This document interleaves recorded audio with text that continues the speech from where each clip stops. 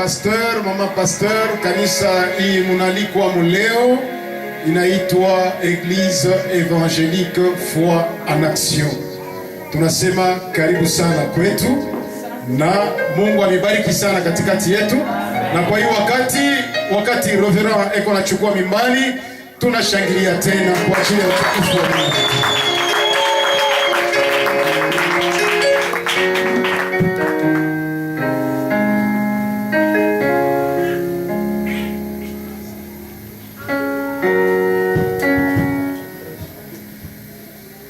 Amen, amen. Amen. Amen. Amen. Acclamons très fort pour le Seigneur.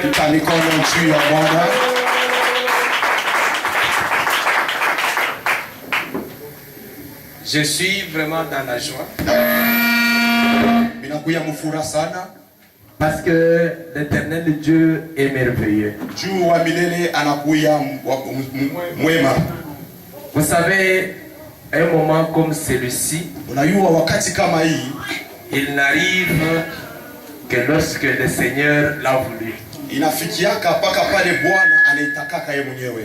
Je bénis Dieu parce qu'il nous a donné une opportunité merveilleuse d'être aujourd'hui au milieu de vous. Et avant de commencer ma prédication de ce jour, je voudrais d'abord m'acquitter d'un agréable devoir de remercier l'ange de ces lieux, pasteur Dieudonné, pour cette marque de confiance. Comme vous le savez, la chair n'est cédée qu'aux chair.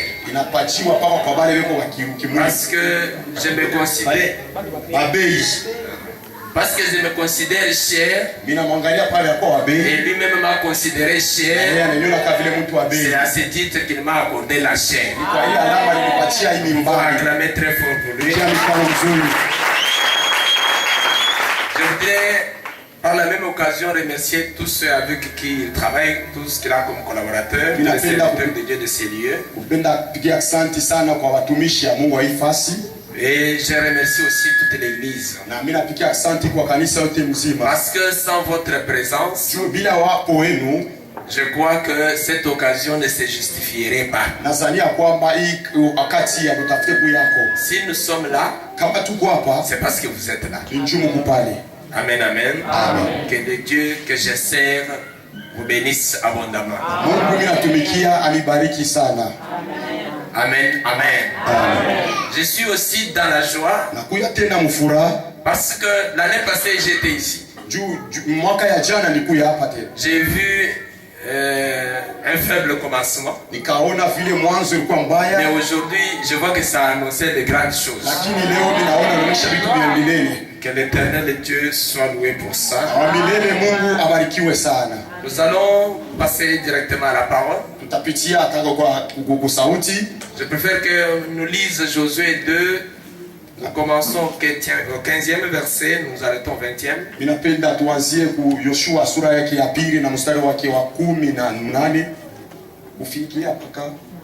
Josué 2. De 15 à 20.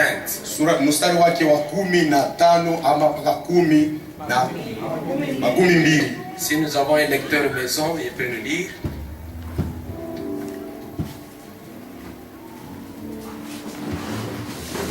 Nous allons nous mettre debout pour la lecture de la parole. Nous lisons Josué chapitre 2 à partir du 15e verset jusqu'au 20e. Elle les fit descendre avec une corde par la fenêtre.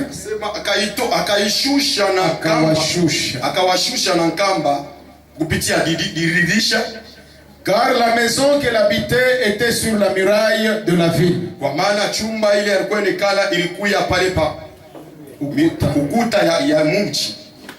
Elle leur dit, allez du côté de la montagne,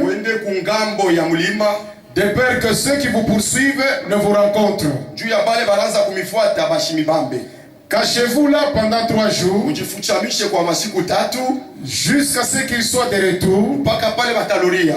Après cela, kisha ile vous suivrez votre chemin. Na mutafuata njia yenu. Ces hommes lui dirent, wale watu wakamwambia, voici de quelle manière nous serons quittes du serment que tu nous as fait faire. Tazama kwa namna kanile tutatoka kwa ile kiapo ulitufanya. À notre entrée dans le pays, attache ce cordon de fil cramoisi à la fenêtre par laquelle tu nous fais descendre et recueille auprès de toi dans la maison ton père, baba yako, ta mère, mama yako, tes enfants, watoto yako, et toute la famille de ton père. Chumba chote, jamaa yote ya watoto ya baba yako. Si quelqu'un te sort de la porte de ta maison pour aller dehors, kama mmoja wao anatoka kwa chumba njoo kwenda nje, son sang retombera sur sa tête. Asema damu yake itanguka pa kichwa yake. Et nous en serons innocents. Na tutakuwa watu washipokosa. Mais si on met la main sur l'un quelconque, lakini kama unaweka mkono kwa mmoja de ceux qui seront avec toi dans la maison, son sang retombera sur notre tête. Et si tu divulgues ce qui nous concerne, nous serons quittes du serment que tu nous as fait faire. Amen. Amen. Acclamons très fort le Seigneur.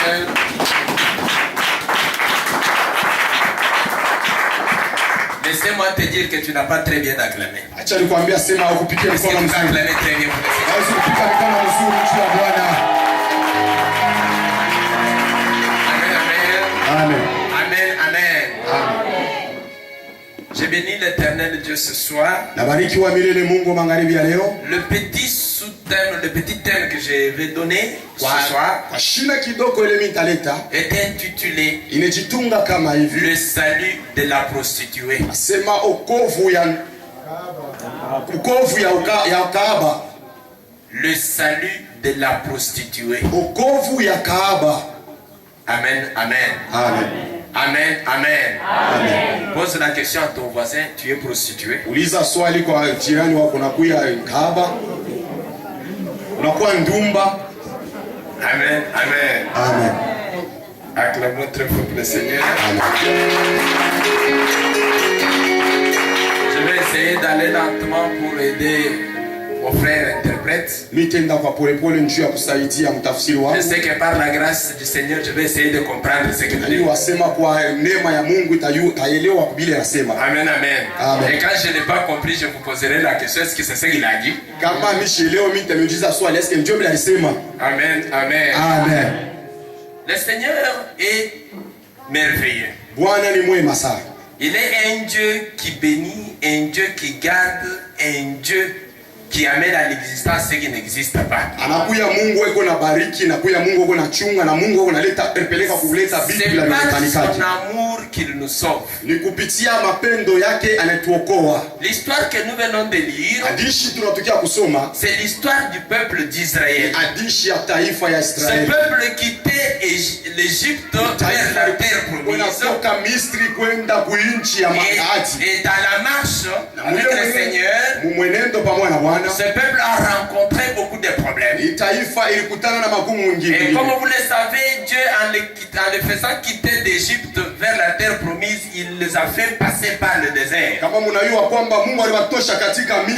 le désert, il y a eu beaucoup de choses jusqu'à ce qu'à un moment donné, avant la traversée, ce peuple, celui qui le conduisait, Moïse, est décédé. Dieu a récupéré l'âme de Moïse et il s'est choisi un serviteur. Celui qui était serviteur de Moïse appelé Josué. Et lorsqu'il a choisi Josué, il lui a dit, mon serviteur est mort, lève-toi maintenant pour conduire ce peuple. Et il a donné à Josué le livre de la loi. Il a dit à Josué que ce livre de la loi ne s'éloigne pas de ta bouche. Médite-le jour et nuit. C'était l'arme par excellence qu'il avait donnée à Josué.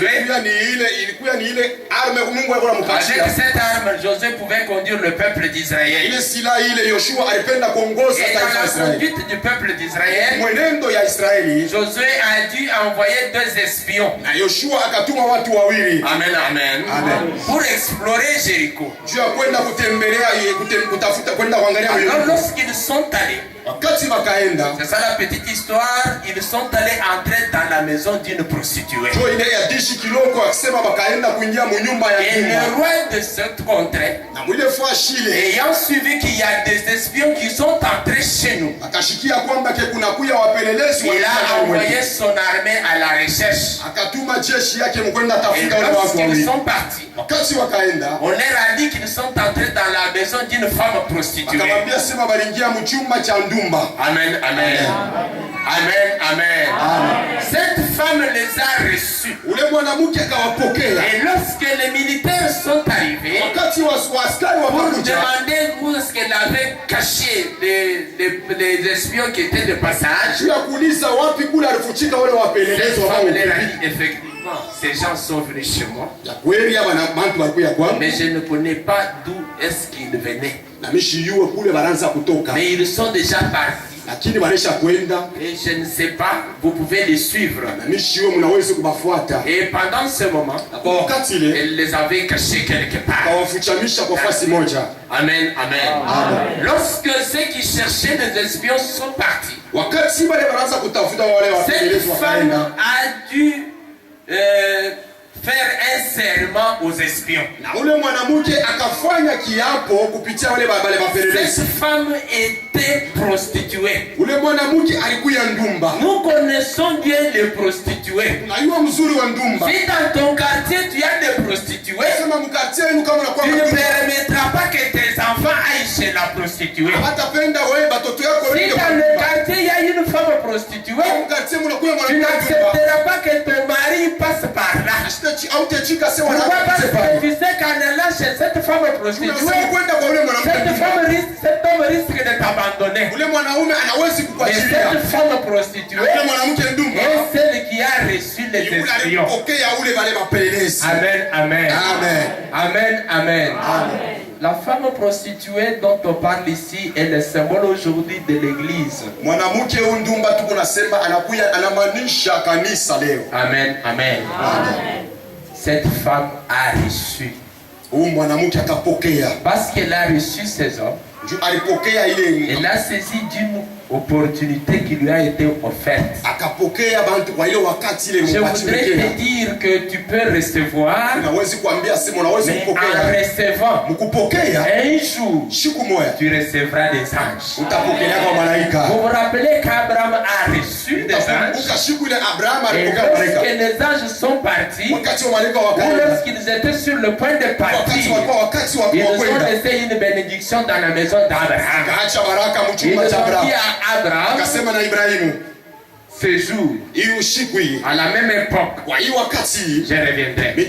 Sarah, ta femme, sera enceinte. Pourquoi cela est arrivé? Parce qu'Abraham les a reçus.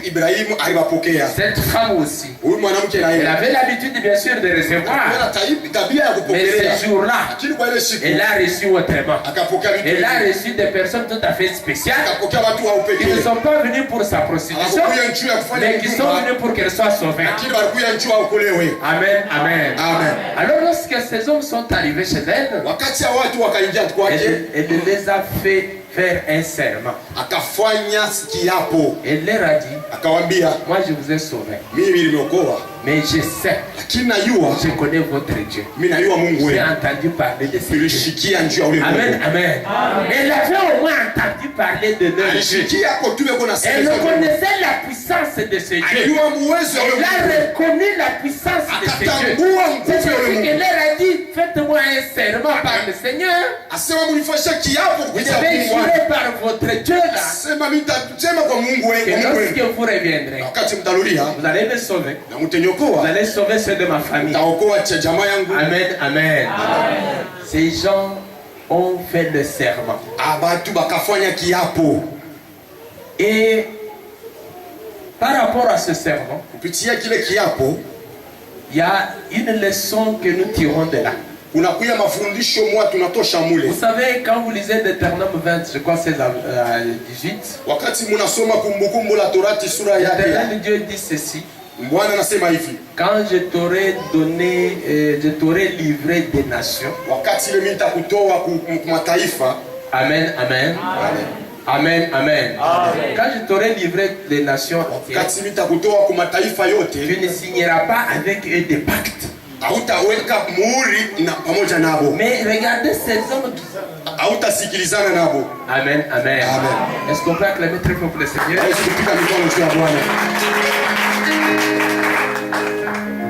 La Bible nous dit ceci: lorsque le Seigneur ton Dieu t'aura fait entrer dans le pays dont tu viens prendre possession, lorsque le Seigneur ton Dieu t'aura livré les nations nombreuses et que tu les auras battues, tu les voueras totalement par interdit. Amen, amen. Et ce qui m'intéresse, c'est ce qui suit. La Bible dit ceci: tu ne concluras pas de pacte avec elle. Tu ne leur feras pas de grâce. Ces deux espions sont arrivés chez la femme prostituée, qui étaient d'autres nations, qui étaient voués, qui étaient par rapport à ce passage, qui étaient appelés à mourir, qui étaient appelés à être tués, qui étaient appelés à être dilapidés. Et ces hommes, lorsqu'ils sont arrivés chez cette femme, ils nous ont dit signer un pacte. Ils nous ont dit signer un contrat selon lequel cette femme devrait bénéficier d'une grâce tout à fait particulière au moment de la destruction. Selon ce pacte, cette femme devrait être sauvée. Amen, amen. Amen, amen. C'est que par rapport à cet engagement, on violerait l'instruction du Seigneur. Elle a dû bénéficier d'une grâce particulière. Je voudrais te dire quoi? Lorsque tu as accepté Jésus-Christ comme Seigneur et Sauveur, tout ce qui a été arrêté par le monde des ténèbres contre toi, toutes les sentences prononcées par le diable, laissez-moi te dire que l'Éternel Dieu vient te sauver. Amen, amen. Même si tu as été condamné dans la famille, même si tu as été condamné par les gens de ce monde, mais parce que tu as accepté Jésus-Christ comme Seigneur et Sauveur, parce que tu l'as reçu dans ta maison, laissez-moi te dire que tu es sauvé. Rappelez-vous qu'un jour, Zachée, il a dit: je vais voir qui est Jésus. Qui est cet homme de Jésus? Lorsqu'il est arrivé, la Bible dit qu'il était de petite taille. La Bible dit qu'il était riche. La Bible dit qu'il était un homme pécheur. Et lorsqu'il est arrivé, il a trouvé la foule. Lorsqu'il est arrivé, il a trouvé un arbre de sycomore. Il est monté à l'arbre. Et lorsque Jésus est arrivé là où il y avait l'arbre, il a levé les yeux. Il a dit à Zachée: je vais demeurer dans ta maison. La Bible me dit ceci, que Zachée est descendu vite. Il l'a reçu avec joie. Et lorsqu'il est entré dans la maison de Zachée, il y a eu le salut. La même chose avec cette femme prostituée. Lorsqu'elle a reçu ces deux espions, c'était pour lui une occasion de salut. Amen, amen. Pourquoi elle a été sauvée alors qu'elle était l'étaient des nations qui n'étaient pas élues par le Seigneur. Il y a des éléments qui m'intéressent. Amen, amen. Le premier élément, cette femme a reconnu le Dieu d'Israël. Il l'a reconnu comme un Dieu tout-puissant. Il a reconnu sa puissance. Et le Seigneur dit ceci: c'est Dieu qui a sauvé le peuple d'Israël. Il a fait partir de l'Égypte jusqu'à ce Dieu. C'est Dieu peut me sauver aussi. Amen, amen. Juste par cette reconnaissance, elle était éligible au salut. Deuxièmement, le fait d'avoir accepté les hommes de Dieu.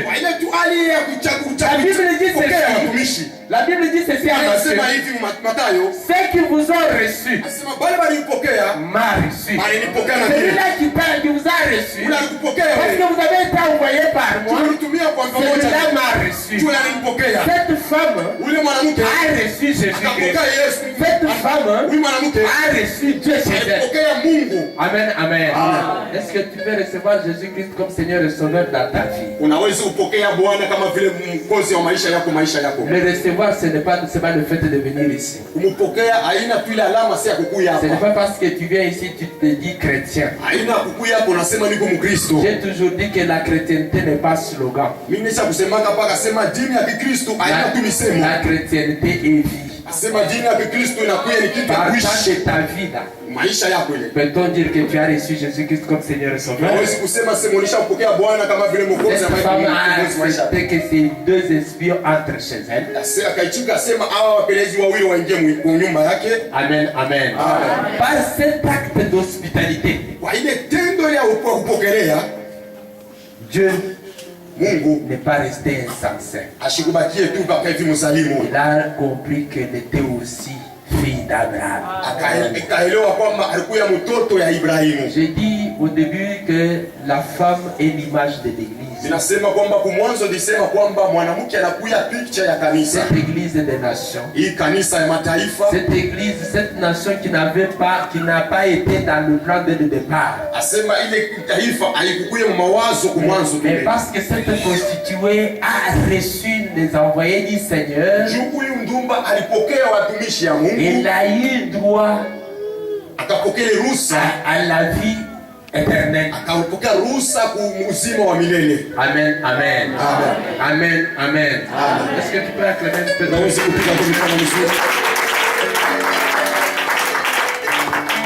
parce qu'elle a reçu, à l'issue de cet accord signé entre elle et les deux espions, sa vie devrait changer. La mort qui était autrefois prévue, cette mort a été transformée en vie. La malédiction a été convertie en bénédiction. Parce que tout simplement elle a reçu des espions. Parce qu'elle a reçu Dieu. Parce qu'elle a reçu Jésus-Christ comme Seigneur et Sauveur. Et lorsque ces hommes sont arrivés dans la maison, elle les a fait faire un serment selon lequel elle devrait être sauvée, elle et tous les membres de sa famille. Alors ces hommes, amen, amen, amen, amen, amen. Ces hommes, on dit ok, nous sommes d'accord avec tout ce que tu nous as dit, mais pour que nous puissions respecter ce serment, voilà les signes. Amen, amen. Laissez-moi te dire que tout enfant de Dieu doit avoir une alliance avec le Seigneur. Elle a fait signer, elle a eu une alliance avec ces gens. Il y a quelques éléments, des éléments que je vais énumérer tout à l'heure là, qui indiquent ou qui caractérisent toute alliance avec Dieu. Lorsque tu as une alliance avec le Seigneur, le premier élément de l'alliance, c'est le lieu de la rencontre. Amen, amen. Quel est le lieu que tu rencontres le Seigneur lorsque tu as un accord, tu as une alliance, quand tu es dans son alliance? Ces gens lui ont dit ceci. Lorsque nous reviendrons, voilà le cordon par lequel tu nous as fait descendre. Tu vas le faire suspendre à la fenêtre. Mais tu prendras ta famille, tous tes siens, ils seront près de toi dans cette maison. C'est-à-dire qu'au retour de ces espions, au retour de l'armée de l'Éternel, on devrait trouver cette femme prostituée et sa famille dans la maison. Cette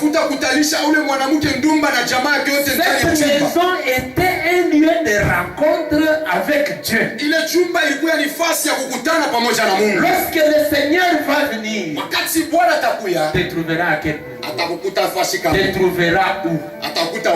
Amen, amen. Deuxième élément de l'alliance, il y a les paroles de l'alliance. Amen, amen. Troisième élément, il y a des promesses. Lorsque nous lisons la Bible, on dit ceci: et le fit descendre avec une corde par la fenêtre, car la maison qu'elle habitait était sur une muraille de la ville. Elle leur dit: allez du côté de la montagne, de peur que ceux qui vous poursuivent ne vous rencontrent. Cachez-vous là pendant 3 jours, jusqu'à ce qu'il soit de retour. Après cela, vous suivrez votre chemin. Ces hommes lui disent: voici de quelle manière nous serons quittes du serment que tu nous as fait faire. À notre entrée dans le pays, attache ce cordon. Amen, amen. Je voudrais dire qu'il y a les clauses. Dans toute alliance, il y a des clauses. Il y a des articles, comme disent les juristes. Amen, amen. Il y a l'article 1 de la Constitution. Il y a l'article 2, l'article 10. Donc tous ces articles donnent les clauses des accords. Tu nous as fait bien sûr signer un serment. Tu nous as fait faire un serment. Mais voilà ce que toi tu vas faire. Amen, amen. Troisième élément, c'est le serment lui-même. Ces gens ont fait un serment. Vous trouverez le serment, je crois, à 9 jusqu'à 11. Nous lisons, il dit ceci.